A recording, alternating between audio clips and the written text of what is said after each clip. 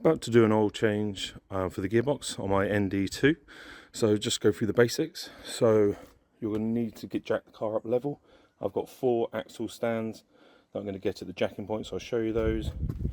I've got a low entry jack. The cheapest one I know of to get, which is fairly good, is the Hatford's one. So you need a low entry one, not the standard one. And then let's have a look at the jacking points. So you've got 2 jacking points either side. On most cars they're easy to find. You've got the sill piece of metal that's together all underneath, and you run your hand along and there should be a little divot, a little gap, a little divot, and the jacking point is in the middle. So this one's about there, I think this one's about here, so pretty easy to find.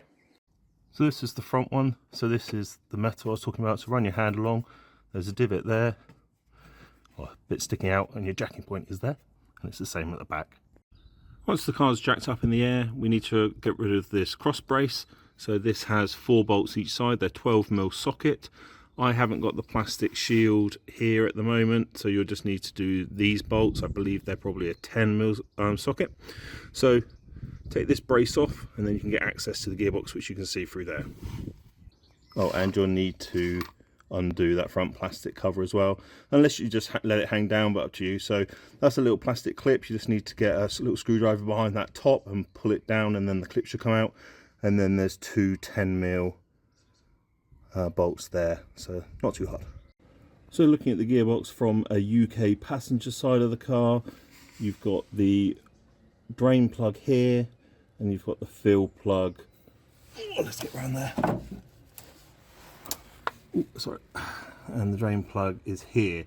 The fill plug is there. So what I do first is make sure that you can undo the fill plug, because what you don't want to do is drain all the oil out, then not be able to get this bolt undone, and then you're stuck with a car you can't move. So let's get that off. So I've been able to loosen the fill plug just a little bit, so that's fine. I'm going to be able to get that off. Now I'm going to do the drain. It's a 24mm socket.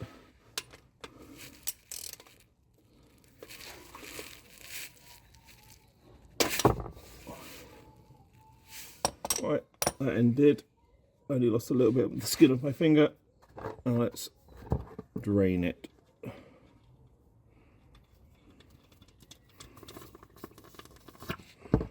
There we go.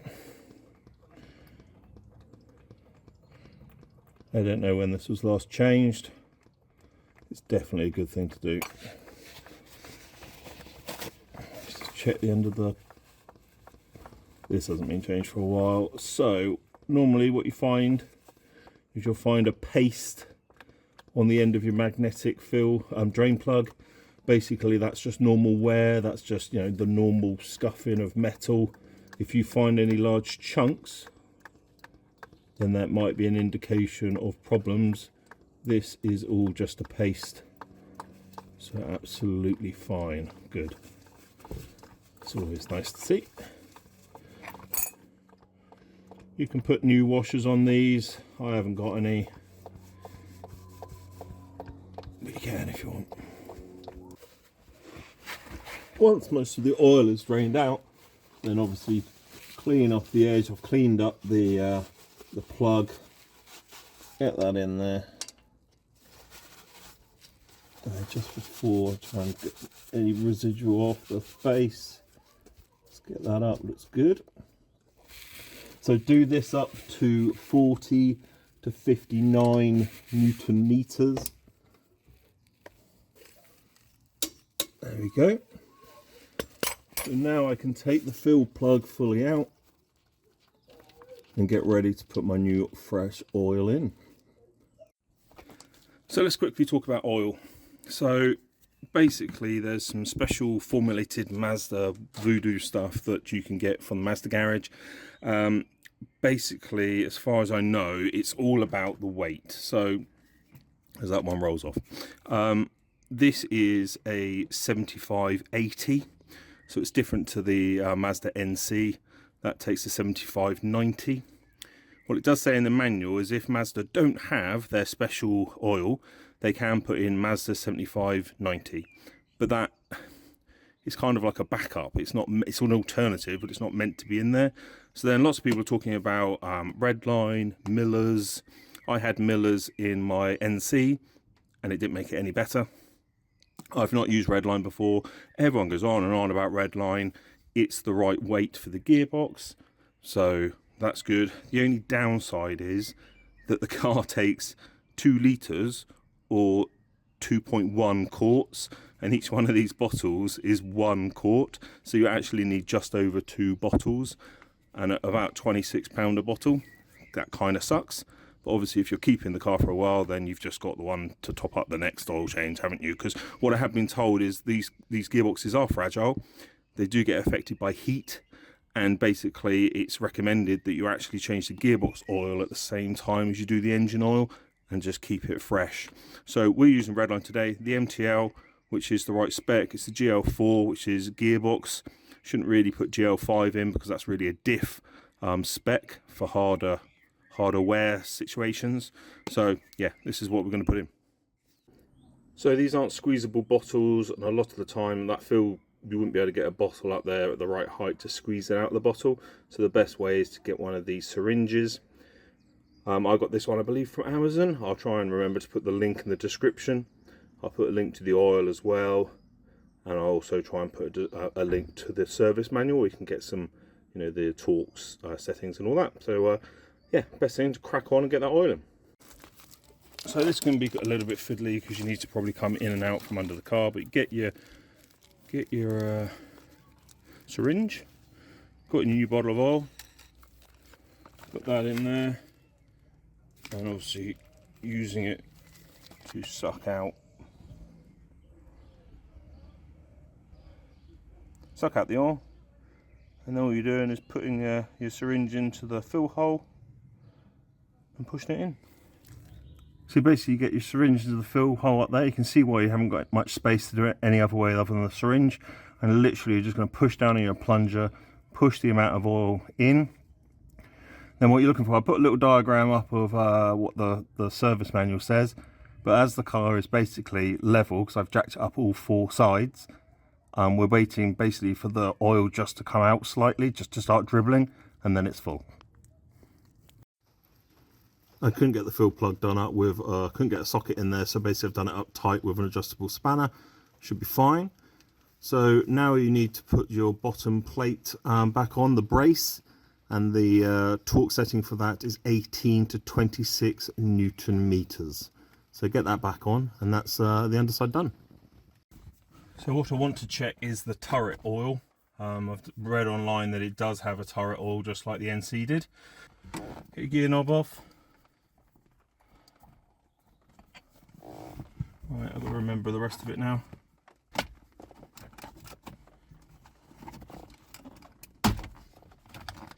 So it's not like the NC where there was lots of screws.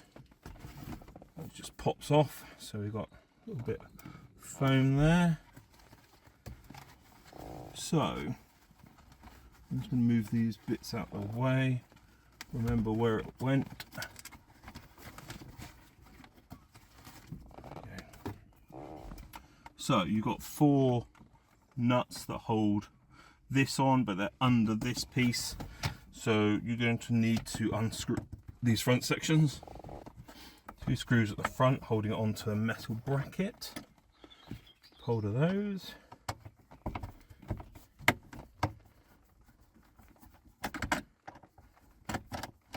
I've not done this before, so I am making it up as we go. I would say you can push that out of the way enough to get to all of them now, so rather than taking it right off. Okay, that's 4 nuts off. This boot should pull up now. Famous last words. Oh, it moved.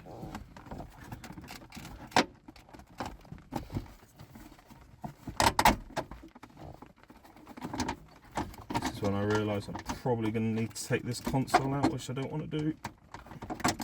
Right. Maybe not. Push it forward. Yep. Pull it back. And bend things a bit. And that has come to here. Okay, so underneath this boot is 3 bolts, just like the NC was. So it looks like you can get to those. That just pushed out the way. Use your fingers. Right, so got 3 bolts out. In theory, this whole mechanism, yep, should lift out of the gearbox, which it does. Right, there is some oil in there. So what I've got is an oil baster. I've got my old tub.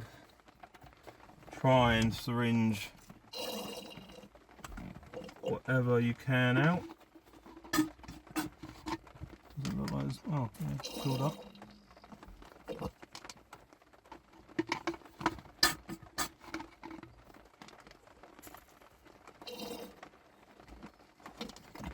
To be honest, that looks like nice fresh oil, so maybe it's come up from underneath, I don't know.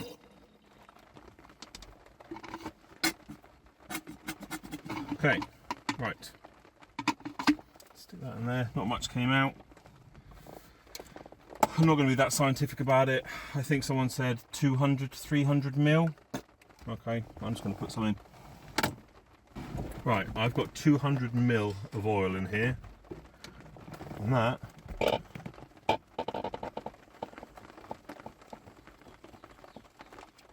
is what I'm putting in. That seems quite a lot. That's come up to the little markers of the gearbox. I would say that's too much. I'm going to take some out. Because when you put that other mechanism in, it's going to push all that out. That's too much. So I would say 200 is too much.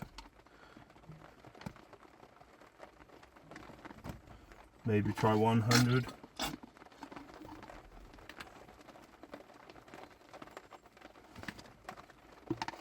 Sorry, this isn't very scientific.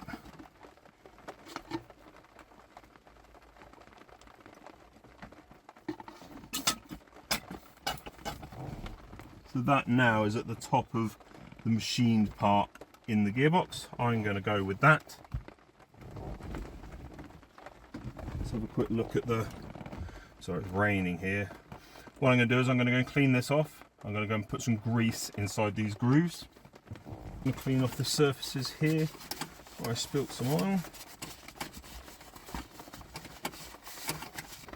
So just going to put this back in. I've greased up the side of the ball.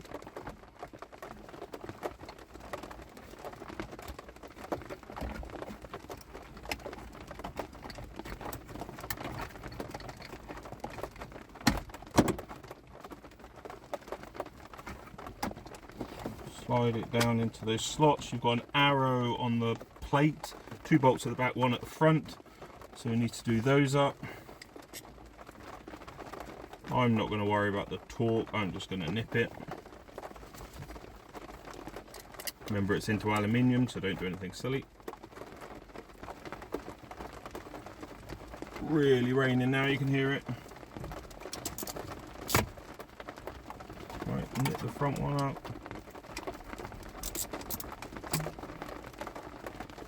Hit the back one up.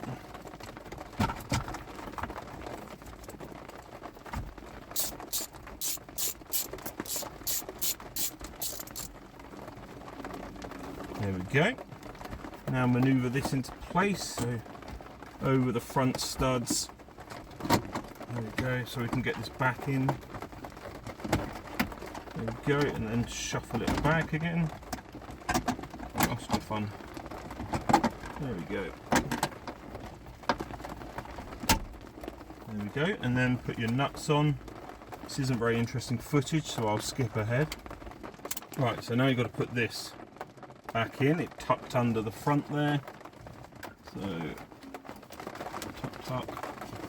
One in the middle, one in the sides. This is a bit of sound deadening, isn't it? Tuck that in. There we go, a little bit of foam went on the top. Then we had those 2 screws, front here.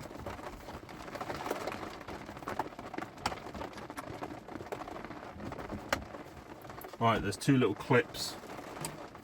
Well, there used to be 2 clips. There's 1 clip, they've got 2 little bits they need to go in there, so it didn't feel quite right. There we go. Better.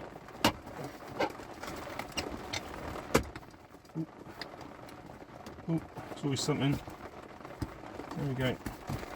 That's better. You can feel there's no hump there now, so that's good. It's all in. Get your gear knob on. So that is doing the whole oil on your gearbox. Yeah, didn't go too badly. Can do it at home on your driveway if you've got 4 axle stands. And I'll give it a test and we'll see what's going on. So I just did a first drive. It was a cold start. Still, I don't know, it's the first time I'd even used the gearbox, so it's still hard to get into reverse. You just kind of have to bang it in and then it's fine. So it's weird, maybe how the gearbox is made. But other than that, all the shifts are smooth. Everything's fine. It was a 14-degree day, so nothing too cold. Worked absolutely perfectly. No issues. You know, obviously in the future I might have a bit more of an opinion, but basically that's how to do the change. And so far the Redline gearbox oil seems good.